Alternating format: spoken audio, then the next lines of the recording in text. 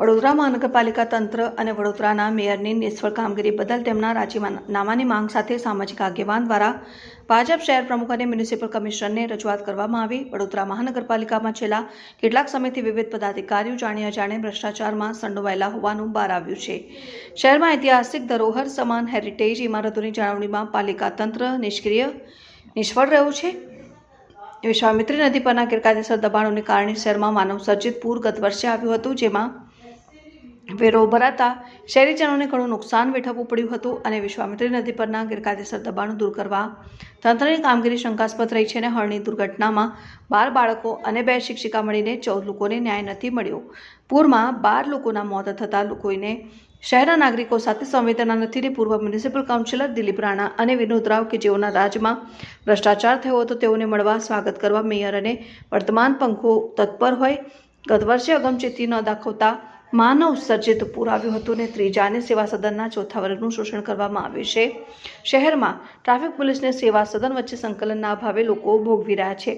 શહેરમાં દબાણો હટાવવાના નામે લાખોનું ઉઘરાણું કરી ગરીબોને પરેશાન કરવામાં આવી રહ્યા છે અને ખોટી રજા ચિઠ્ઠી પાસ કરીને બિલ્ડરો સાથે સાંઠગાંઠ કરી ભ્રષ્ટાચાર આચરવામાં આવી રહ્યો છે। તેવા આક્ષેપો સાથે સામાજિક આગેવાન જાગૃત નાગરિક મહેન્દ્રસિંહ રાઠોડ શહેરના ભાજપ પ્રમુખ ડોક્ટર જયપ્રકાશ સોની અને મ્યુનિસિપલ કમિશનરને ફોટોગ્રાફ્સ પુરાવાઓ સાથે આવેદનપત્ર આપી મેયર તથા વર્તમાન બોડીના રાજીનામાની માંગ કરી છે।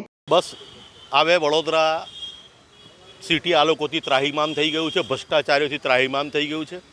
એમને લાગતા વળગતા તમામ પુરાવા આપણી પાસે આવી ગયેલા છે, કારણ કે આપ મીડિયાએ જ નડિયાદથી લઈને તળિયા સુધી આ લોકોના ભ્રષ્ટાચાર ઓપન કર્યા છે। વડોદરાને દિવસે દિવસે જેમ આર્મી અને પોલીસ પોતાની ઈમાનદારીથી કર્તવ્ય નિભાવે છે, એવી રીતે આપ લોકશાહીના ચોથા આધારસ્તંભ તરીકે આપ પૂર્ણ ઈમાનદારીથી પોતાની ફરજ નિભાવી અને વડોદરાના જનતા સુધી આ લોકોના કૌભાંડો બહાર પાડ્યા છે। હાલ મારી પાસે ફોટોગ્રાફી છે, આપ જોઈ શકો છો। વડોદરાના ભૂતપૂર્વ આપણા કમિશનર સાહેબ દિલીપભાઈ રાણા, જેમની પર એન્ટી કરપ્શન બ્યુરોએ ગુનો દાખલ કરી ફરિયાદ દાખલ કરી તપાસ ચાલુ કરી દીધેલ છે। એટલે વડોદરાના ભ્રષ્ટાચારની અંદર આ પણ એક પ્રમુખ ભૂમિકા ભજવીને ગયા છે। એ આ ચૂંટાયેલી પાંખો આપણી કોઈપણ મૃતક પરિવારને 12 બાળકો હવે બહેનો જે મર્યા, ડોર ટુ ડોરમાં નાના બાળકો મર્યા, ખાડાઓમાં પડીને નિર્દોષ લોકો મર્યા, એમને કોઈ બી પરિવારને આશ્વાસન આપવા કે 2 શબ્દ આશ્વાસનના હાલ દિન સુધી કીધા નથી। અને આ બધી ચોર મંડળીઓ આપ જુઓ કે આ બધા જ દિલીપભાઈ રાણાને અભિનંદન આપવા માટે એમની પાસે સમય છે, પણ વડોદરાની પીડિત પરિવારોને આશ્વસ્ત કરવા માટે અને વડોદરામાં જે રાક્ષસરૂપ વિનોદ રાવ જે વડોદરા માટે રાક્ષસ સાબિત થયો, એના માટે આમાંથી આ એક પણ વ્યક્તિ એક શબ્દ વડોદરા તરફી બોલ્યા નથી। એટલે આ લોકો મેવા ખાવા આવ્યા છે, વડોદરા શહેરનું માકડ જેવું લોહી પીવા આવ્યા છે। એટલે અમે માંગણી સાથે આવેલા છે કે તમારે સેવા સદનમાં બેસવાનો કોઈ અધિકાર નથી।